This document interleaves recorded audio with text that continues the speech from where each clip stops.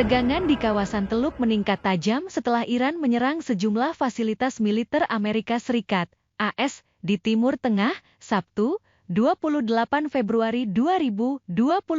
Serangan itu menyasar pasukan AS di Qatar, Bahrain, Kuwait, dan Uni Emirat Arab, UAE. Bahrain mengonfirmasi bahwa markas besar Armada Kelima Angkatan Laut AS di negara tersebut menjadi sasaran serangan rudal dikutip dari kantor berita AFP. Armada Kelima AS sendiri bermarkas di Bahrain dan menjadi salah satu instalasi militer utama Washington di kawasan Teluk. Sementara itu, Kementerian Pertahanan Qatar menyatakan, rudal Iran yang menargetkan wilayahnya dicegat oleh sistem pertahanan udara Patriot. Ledakan juga terdengar di ibu kota Qatar, Doha, tak lama setelah pernyataan tersebut disampaikan.